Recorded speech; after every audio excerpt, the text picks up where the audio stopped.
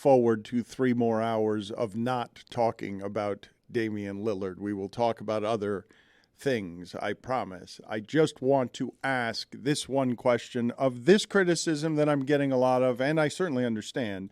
I'm waiting for the day when Le Batard says Miami Heat management was wrong. I want Lillard. I want them to get all of the great players for my content factory. I also trust them to properly assign value to the things in their organization better than I can do it. It doesn't mean that they get it right all the time. It doesn't mean that they don't make mistakes. But I really don't know when the second week of the season, a Boston radio host was calling for the firing of Bill Belichick. I'm like, you guys have seen what Pat Riley's done with his team through very many rosters. He's clearly pretty good at what he does. You want to criticize him on these things and think you know more than him? Okay. I'd prefer to have Lillard. I would have given plenty to get Lillard. But at what point do you trust an organization to properly assign value to its business better than you can do it? Like, I understand you're mad. I understand you want the guy, and you certainly don't want your hopes inflated, and then you don't get the guy. But I don't know that there is a media member that is qualified to spend a lot of time criticizing Bill Belichick. Like, it just, in what your resume is or what you know about the sport or how it is he does what he does, there are just certain people who are good enough at their craft that I'm like, okay, I'll criticize you here and there on the things that I can criticize you on, but you're better at that than anyone I know is at that with different rosters. And I do wonder if that neuters just all media criticism. If you lend to people, well, yeah, Mike Tomlin knows more about football than you do in every single way. And maybe it doesn't mean he doesn't make game management mistakes. Doesn't mean that in the heat of the moment, there aren't all sorts of bad decisions that get made, but people get things wrong all the time. Everybody passed on Tom Brady in the draft. It's almost like saying players are trash. It's like, oh, that guy's trash. And it's like, oh, no, well, he's better than you would ever be in your wildest dreams. It's like you can't really have an avenue to say somebody's garbage. Do you guys watch the show Reservation Dogs? No. It's a great show. There's an episode in season 3 where one of the older characters is trying to connect with one of the younger characters, and she's like asking her how she felt when she was, 6 years old.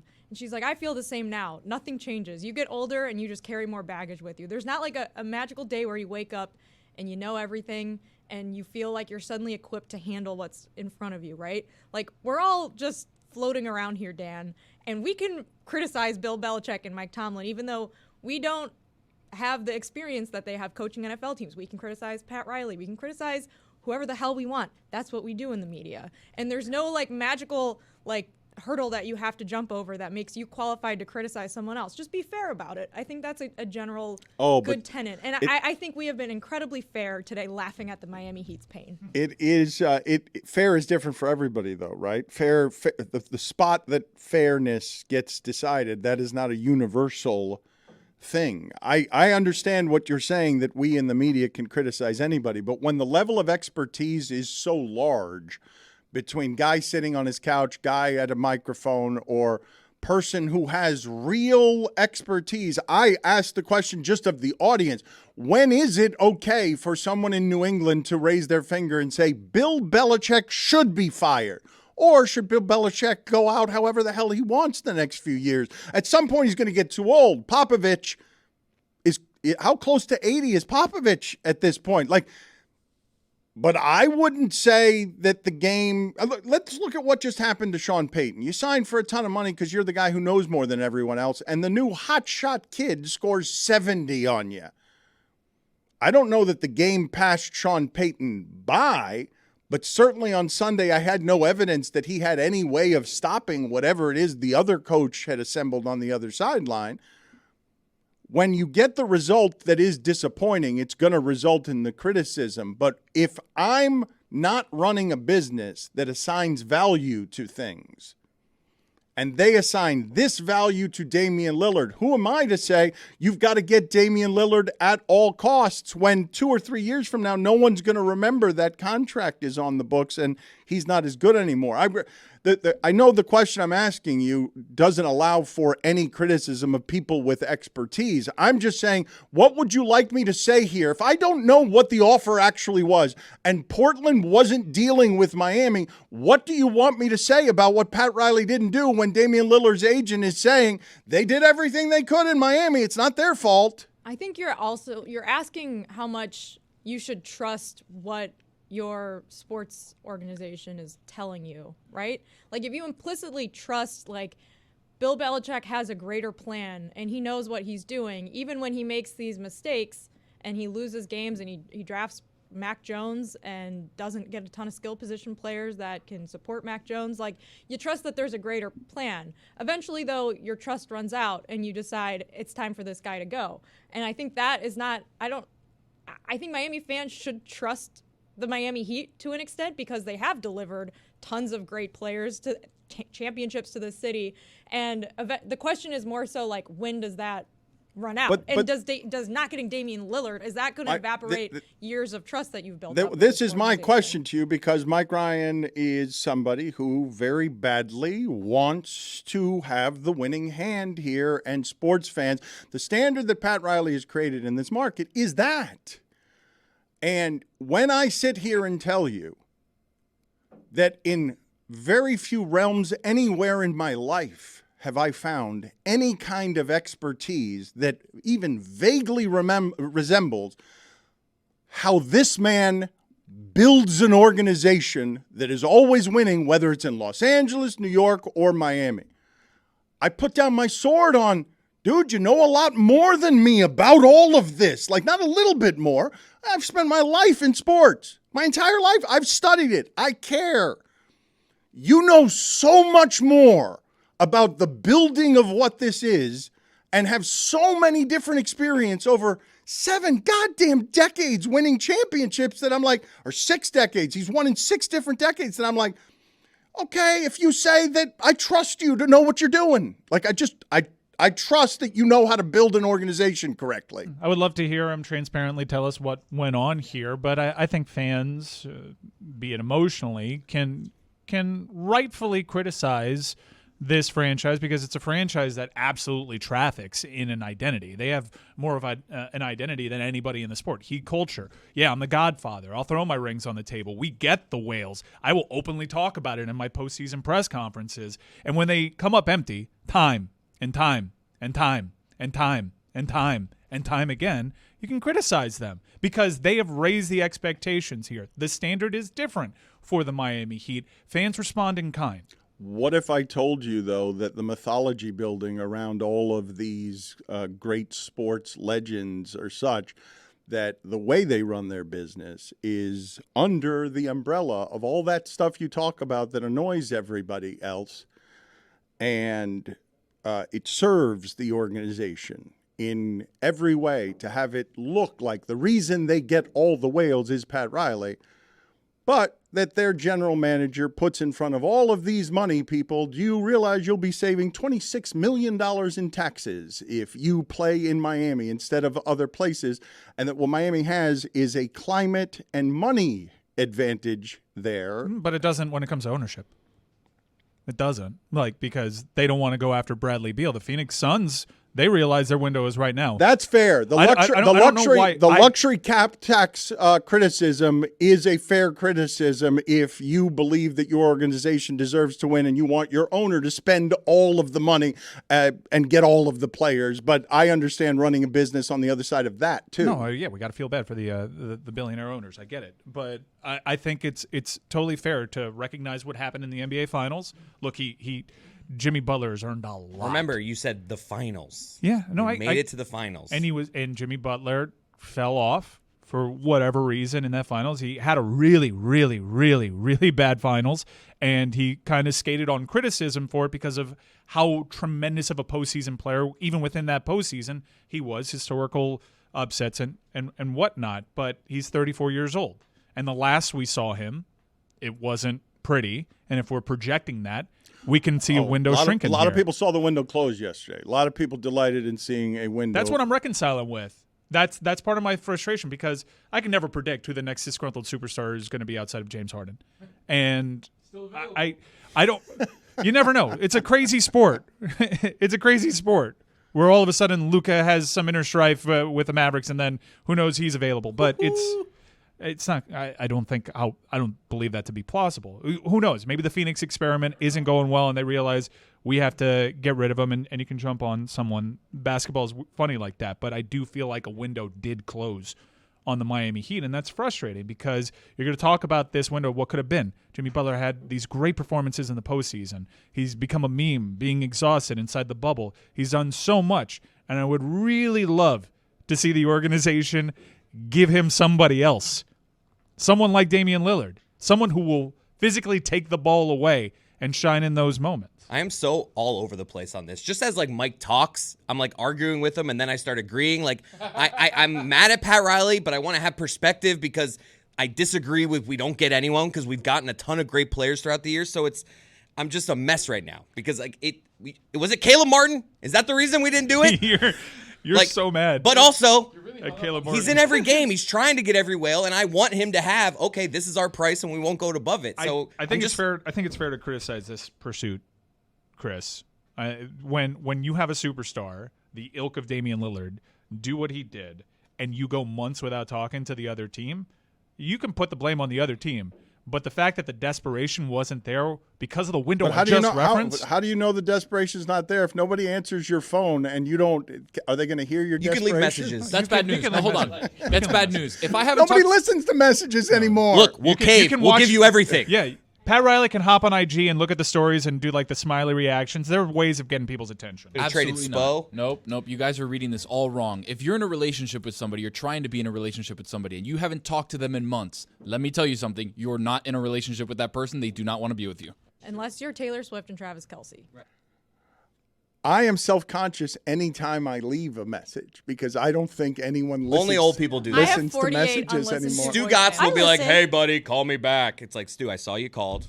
I'll call you back. Text me. I listen to them. My dad leaves the same voice message every single time. He says the exact same thing. I have one from like 2 weeks ago and one from 7 years ago where he says the exact same thing. I'm telling you, nobody under the age of 50 leaves a voicemail. Stugotz still leaves me voicemails, and it's describing what just happened. What shows up on the phone, which is I missed a call from Stugotz. Hey, buddy. Yep. Must have just missed you. Call me back. Call me back. That's implied with a missed call. All right, guys, Adnan is here. We're going to start the segment right now. 1, 2, 3, Adnan. 1, 2, 3, Adnan. It's nice to see you, Adnan. You could check him out on Cinephile. You could check out David Samson on Nothing Personal with David Samson. David Samson is very skeptical of the Travis Kelce-Taylor Swift relationship. And I didn't even get to yesterday. I want to get to. David's got a controversial list of top 5 Hollywood couples that are together only or were together for money. I don't know how he assembled that list. We will get to that in a second, but I assume it's based on Kelce and Taylor Swift. Today, what we're doing is top 5 least likely couples in the history of the movies. Yes. Okay, you both have lists on this. Adnan Correct. has a list as well. There's got to be common ground between you two on this one. This one is likely to be something that has a lot of agreement. No, Is it all Adam Sandler movies? Adam Sandler and Drew Barrymore are a great couple. They would not be on any list. Come of mine. on. Adam What are Sandler's we married to doing like here? Salma Hayek. Yeah. We know what There's you're a doing. lot of them.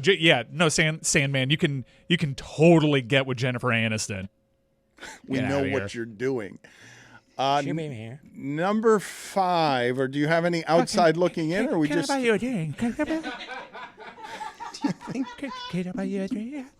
it on the Will poll? you go out with me? Put it on the poll at Le Batard Show. Are Adam Sandler and Drew Barrymore one of the best movie couples? Ugh. That's pretty good, Mike. I wouldn't quit your day job, but He it's pretty does a damn good facial. It requires the face. The sound is okay as his limited fake Sandler, but the jowly moving of the face, the fleshy movements, and wave undulations of the face are what make. Looks the like Sandler Adnan is impersonation. workshopping a Sandler. You Let's see wanna what. bust this out? Adnan. No, let's see. Adnan, I would like you. Okay, interesting. Okay. Number 5, David. Number 5, least likely movie couple is Jack Black and Gwyneth Paltrow in Shallow Hal. Be hard to make that one today. That was the whole premise of the movie, but good one. Doesn't matter what the premise is. She wasn't actually Gwyneth Paltrow. Number 4. Number 4, Nick Nolte and Eddie Murphy in 48 Hours. No way. That's a great movie couple. Come on, David. Opposites attract. You're telling me a redneck blonde guy and Nick Nolte and Eddie Murphy, fast talker, going into a country and western bar. That is a match made in heaven, my friend. That is an outstanding movie couple. It may have been ahead of its time in that regard, I will grant you. I still say it's quite a casting bit of genius to put Eddie Murphy and Nick Nolte together. I will tell you why. Because before Nick Nolte has said a word, and I can't believe I'm about to say this, he has the physical build and thickness of someone I believe wouldn't like black people. Like, it's part of what it is that makes the pairing so good. He's not a big guy. But Nolte's physical presence on the screen makes me feel like he doesn't like others. That thickness likes similarly thick people. To your point, Dan, Jeff Pavir, the great film critic, had an unbelievable line on Nick Nolte. He said he has a voice like a talking ashtray. Perfect. Put it on the poll, please, at Le Batard Show. Does Nick Nolte have the voice of a talking ashtray? He does have the best mugshot in history. History, which is amazing to say because there's some great, we could do top 5 mugshots. And Nick Nolte would be number 1 for me. Which mugshot? Did he have some sort of incident that came with a mugshot? I'm not understanding. No, Dan, this is the most famous mugshot ever, the DUI. Remember the Hawaiian shirt? He looks disheveled. Conan retired it to the rafters. Samson's right. It's the greatest mugshot ever. Yeah, it's studio team's working to get it on the screen. I can't believe you've never seen this. Well, maybe I have seen it and don't remember it, but I don't think I've seen it. Number 3. Number 3 is Zach Galifianakis and Elizabeth Banks. Galifianakis. Dave? Galifianakis? Galifianakis. There was a speed bump on the end there that he got scared of on Galifianakis. In The Beanie Bubble, which is a recent movie where he is the founder of Beanie Babies. What did you think of that movie? I thought it was just okay. I thought it was just okay, but I was blown away that Mirny from Zach and Mirny Make a Porno, Elizabeth Banks, who I love. I think it's Mira. Mira? Zach and Mira? Mira Sorvino. It's not Mira Sorvino.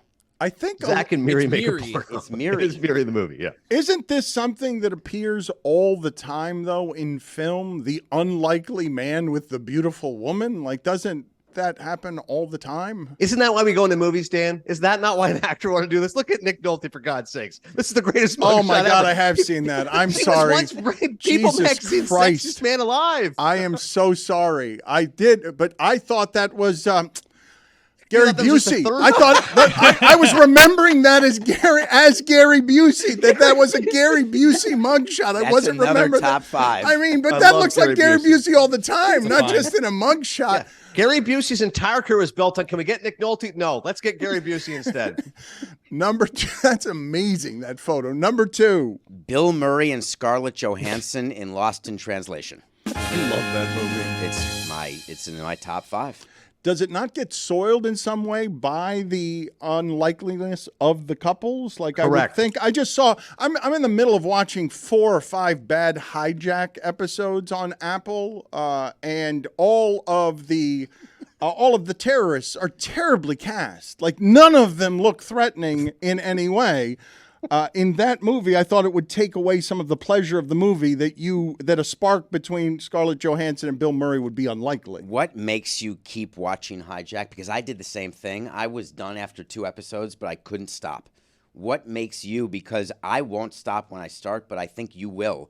Why did you not stop? Well, I used to, but my wife is like you and doesn't stop, so I have to sit there and finish God, it. by the way, that's the answer. I would check out 4 minutes, 10 minutes in on anything. She will not do that. Put it on the poll, please, at Le Batard Show. Will you watch a movie all the way through just to finish it, or will you stop?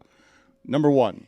Number one, the least likely movie couple of all time is Tom Hanks and Wilson. Castaway. I would have said Tom Hanks and Helen Hunt. They don't have much chemistry in that movie. But Wilson, I like going off the board, Samson. That's pretty good. Jessica made a face at that. Jessica does not like that as an unlikely pairing, although most humans would think having a relationship with a volleyball is unlikely. I mean, it's not like they consummated it, so. You have to have That's sex. what You have to have sex in order to be a It's relationship. the rule. Although maybe they did. I don't know. I'd have to rewatch In it. the cutting room floor. Adnan, are you ready? Are you The ready? better list is ready, Dan. The better list is ready now. I should be talking to these two about baseball. It's a pretty important week in the baseball season. Number 5. We'll get to Julio Rodriguez in just a second, but first, a Chris Cody selection. Katherine Heigl and Seth Rogen in Knocked Up. I don't get high. You mean in the morning? Number 4. Number 4 is Timothée Chalamet and Armie Hammer in Call Me By Your Name. He looks like he's 12, and Armie Hammer's clearly a cannibal, so that I can't buy that. Number 3. Don't go past that. Is that because they're both men? What was No, unlikely that's why I thought about you'd be that? happy. I was being very inclusive, including a same-sex romance, which I did not find convincing on the screen, because like I said, he looks like he's 12, and Armie Hammer likes to eat people. I find Timothée very distracting in his youthfulness because I watched Little Women recently, and him and Saoirse Ronan. It was not very convincing to me that they were actually in love. Number 3. Number 3 is Jason Momoa and Amber Heard in Aquaman. Oh, come on. I mean, Momoa is just all jacked up, but Amber Heard is like crazy. She's like, This is supposed to she's be abusing couples, Johnny Adnan. Depp. Well, wait a minute. You just made it a volleyball and Tom Hanks. They were a couple. David, no, they weren't. He just spoke to the ball to keep himself sane. Yeah. Are you Well in a said. relationship? Put it on the poll at LeBatard Show. Did Tom Hanks the ball? Yeah, God, well, yes. Jesus. Did Tom Hanks have sex with Wilson? Were Tom Hanks and Wilson in We're a gonna relationship? fuck right now. 1, 2, 3. were Tom Hanks and the volleyball a couple, a relationship couple? You don't need to the volleyball. You do. It's clear that you do. Number 2. Well said. Emma Watson and Dan Stevens in Beauty and the Beast. What are you making faces Wait, about? the guy's a Samson? beast. Who the hell's in love with a beast? You can't be in love with a beast. Valerie is. Valerie, you're the beast. Yeah, She's a she beauty. lives with a gorilla. Yes, an ape. I don't like the fact that I see where his list is going. I would assume, based on his list, that he's going to have something like Star Wars related as a couple, like Chewbacca and somebody. And I was trying. Now, I grant you, I opened with the volleyball, though I had a very significant attachment to Wilson and Tom Hanks. But I didn't think about this, Adnan, when we were doing this list, that you would be coming up with fake people. You have a Put on the poll. Would David Samson have sex with a volleyball? Is that what you're trying to tell? What has happened here? You seem a bit wounded right now.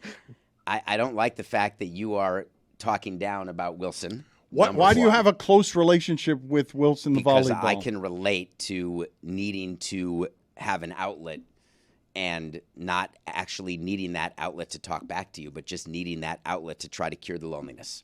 That's what Tom. Are you that's talking what about Wilson was. nothing personal with David Samson where no one talks back to you and you have that outlet? Number 1.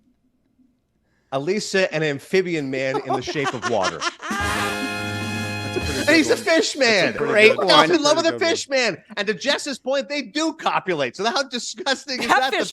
The fish man gets down with Elsa. She's a mute. He lets his junk do the talking. And his it was a slimy fish person, and that would be hard for a human being to consummate a relationship with a slimy. Put it on the poll, please, Juju. Is it hard for a human being to consummate a relationship with a slimy fish person? That would be a I nightmare. think it was hard, Dan, to answer your question. Thank you. Not as hard as Taylor was yesterday when the Heat didn't get Lillard. I'm sorry. Oh, you're right. You're right. I mean, he came in here today. It was the same thing. Can you Keep guys talking about that. Can you guys? I mean, it's disturbing. It's getting in the way of meetings and stuff because it won't go down. It's like he's got priapism. Can you guys tell me whether the Marlins are going to make the playoffs. The Marlins are not good enough to make the playoffs. They shouldn't be empirically in the playoffs, but they are tied for the final wild card spot with the Cubs, and they're in the final wild card spot because they own the tiebreaker. They own the tiebreaker. So if if they were to win the rest of their games, they control their destiny. And I don't think they're as good as the Cubs, but that doesn't matter if there are 4 games left, whether you're better than the Cubs or not.